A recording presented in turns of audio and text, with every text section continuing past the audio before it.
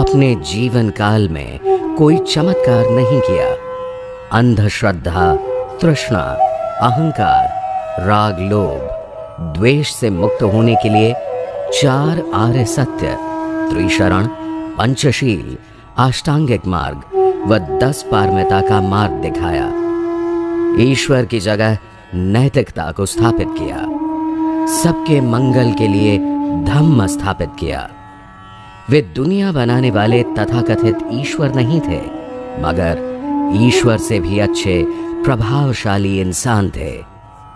आज विश्व में भारत का जो भी सम्मान व आदर होता है, उसका श्रेय तथागत गौतम बुद्ध को जाता है। इस महाकारुणिक सम्यक संबुद्ध में ऐसी क्या बात थी जिसके कारण आज भी हम उन्हें नमन करते हैं।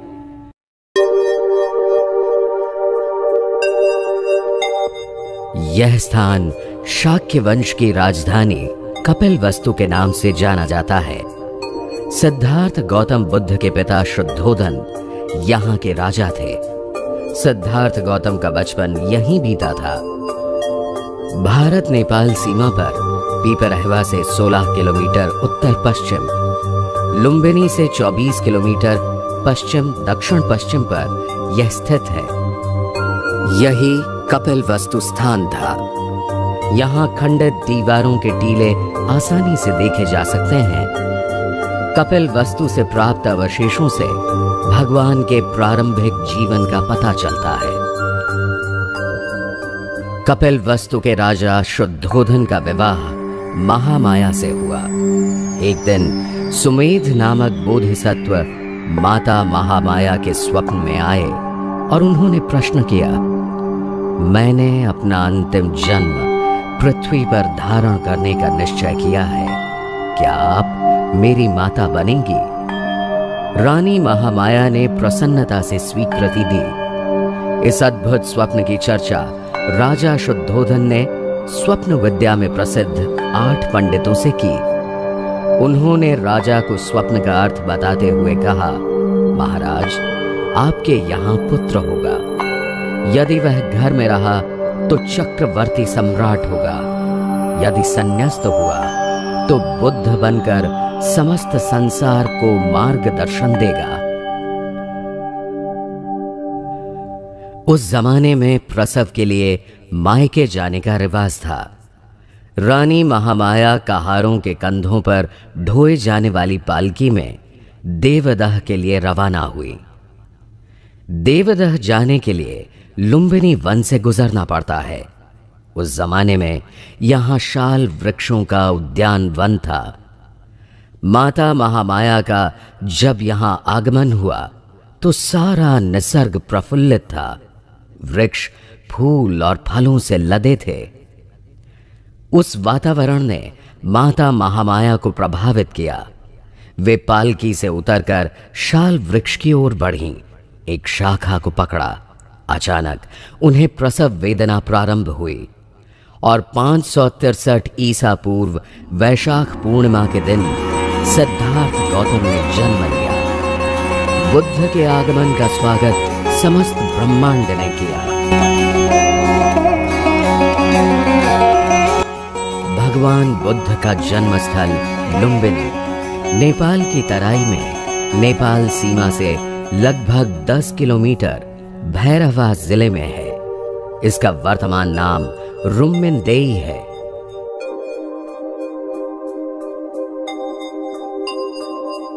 तथागत बुद्ध की याद में सम्राट अशोक ने इस अशोक स्तंभ का निर्माण किया।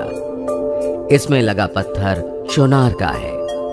इसकी ऊंचाई 24 फुट 3 इंच है। इस पर सम्राट अशोक का अभिलेख खुदा हुआ है।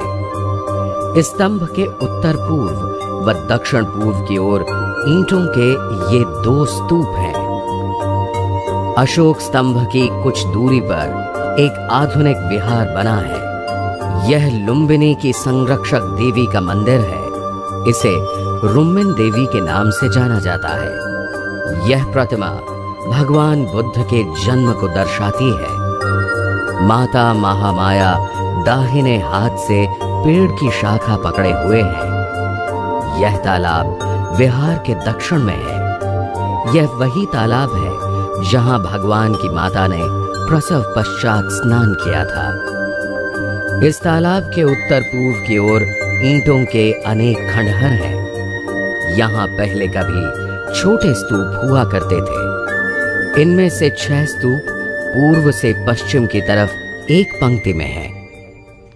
माता महामाया नवजात बालक के साथ कपिलवस्तु आईं। 5वें दिन नामकरण संस्कार करके बालक का नाम सिद्धार्थ रखा गया। सिद्धार्थ अर्थात जिसके सारे अर्थ सिद्ध हो गए, सफल हो गए। गोत्र गौतम होने के कारण जनसाधारण में वे सिद्धार्थ गौतम के नाम से प्रसिद्ध हुए। बालक सिद्धार्थ के जन्म के 7 दिन बाद अचानक माता महामाया गंभीर रूप से बीमार पड़ी और चल बसीं। उसके बाद उनका पालन पोषण महाप्रजापति ने किया। वयस्क होने पर उनका विवाह दंडपाणि नामक शाक्य की पुत्री यशोधरा से हुआ। सिद्धार्थ गौतम व यशोधरा के घर बेटे ने जन्म लिया। उसका नाम राहुल रखा गया। सिद्धार्थ गौतम शाक्य संघ के सदस्य थे। शाक्य राज्य से सटा कोलियों का राज्य था। रोहिणी नदी दोनों राज्यों की विभाजन रेखा थी। नदी के पानी से दोनों राज्यों की खेती में सिंचाई होती थी। जल के हिस्से को लेकर दोनों राज्यों में विवाद खड़ा हुआ था और यह निश्चित हुआ कि युद्ध द्वारा विवाद को निपटाया जाए। युद्ध के निर्णय के लिए शाक्य संघ द्वारा अधिवेशन बुलाया गया।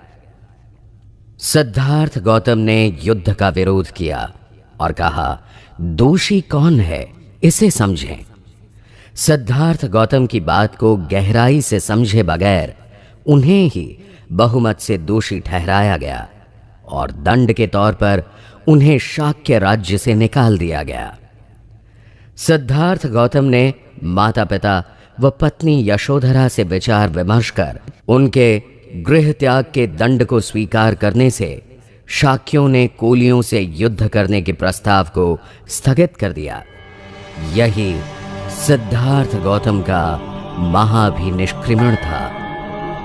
संन्यस्त होने के बाद आचार्य आलार कलाम व उद्दक रामपुत्र द्वारा शिक्षा प्राप्त करने के बावजूद सिद्धार्थ गौतम का आवागमन से छुटकारा नहीं हुआ था।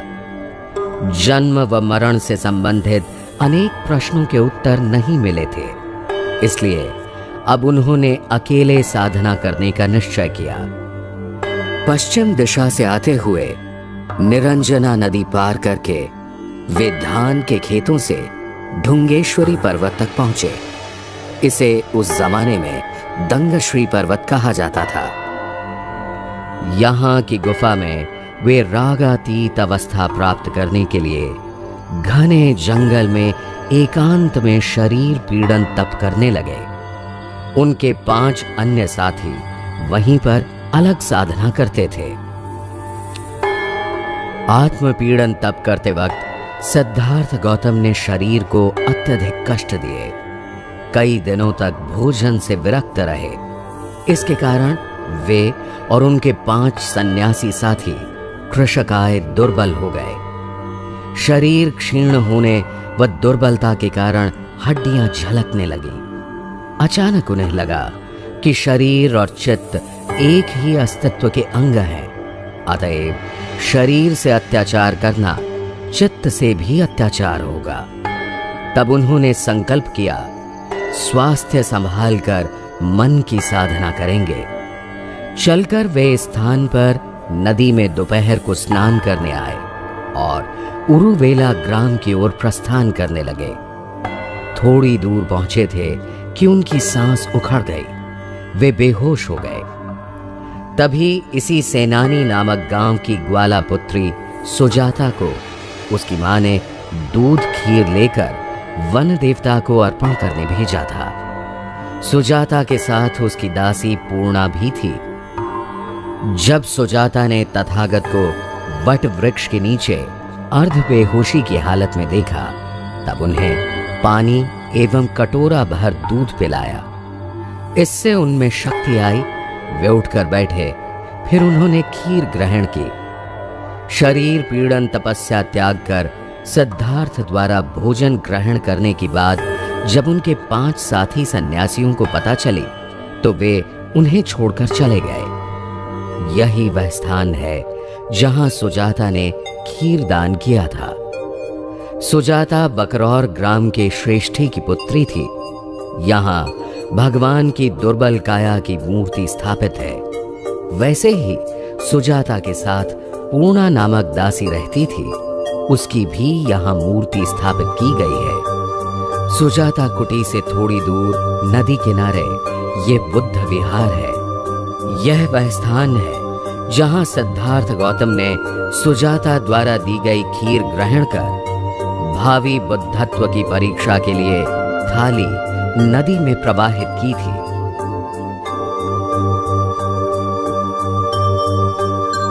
तथागत बुद्ध को बोधिसत्व अवस्था में अन्नदान करने वाली सुजाता बौद्ध इतिहास का अभिन्न अंग बन गई। बाद में सुजाता व उसके पुत्र यश ने बुद्ध संघ में प्रवज्ञा ग्रहण की। सुजाता की याद में इसी स्थान पर एक स्तूप बनवाया गया।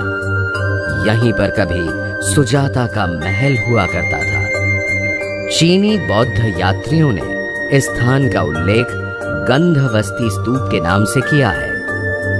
यहाँ पर उत्खनन के दरमियान धातु के टुकड़े मिले हैं। उस पर देवपाल राजस्य सुजाता गृह लिखा है। इससे सिद्ध होता है कि यह स्तूप देवपाल राजा के शासनकाल में बनाया गया था। बोधगया के पास फाल्गु नदी की सहायक उपनदी को निरंजना नदी कहा जाता है। यह बौद्ध साहित्य में प्रसिद्ध नदी है। इसका उद्गम हजारीबाग जिले में सिमेरिया के समीप है। इस नदी के पश्चिम में बोधगया स्थित है। प्राचीन भारत की मूल निवासी नाग जाति इसके किनारे बसी थी। क्षोत्रिक नामक घसियारा नदी किनारे जब पहली बार सिद्धार्थ गौतम को मिला तो वह उनसे बड़े गहरे लगाव का अनुभव करने लगा। इतना प्रसन्न व्यक्तित्व उसने पहले देखा नहीं था। अपनी प्रसन्नता जाहिर करने के लिए उसने सिद्धार्थ को उपहार देने की इच्छा की। सिद्धार्थ गौतम ने काटे हुए कुश घास के ढेर की ओर संकेत किया और कहा, यह घास नरम है और अगर तुम मुझे दोगे तो मैं ध्यान के लिए आसन बनाऊंगा। सिद्धार्थ ने दोनों हाथ पसार कर क्षोत्रिक का उपहार इसी स्थल पर ग्रहण किया था। तथागत व क्षोत्रिक की याद में यह कुशा घास विहार निर्मित किया गया है। निरंजना नदी पार करने के बाद बकरौर ग्राम के पास छोटे चबूतरे पर यह स्थान है। इस स्थान से सिद्धार्थ गौतम ने ध्यान साधना के लिए उरुवेला की ओर प्रस्थान किया। सिद्धार्थ गौतम की बुद्धत्व प्राप्ति के बाद क्षोत्रिक घसियारा संघ में सम्मिलित हो गया। यहाँ आकर वे पीपल अर्थात बोधि वृक्ष के नीचे पद्मासन लगाकर बैठ गए। तब तक संध्या हो चुकी थी।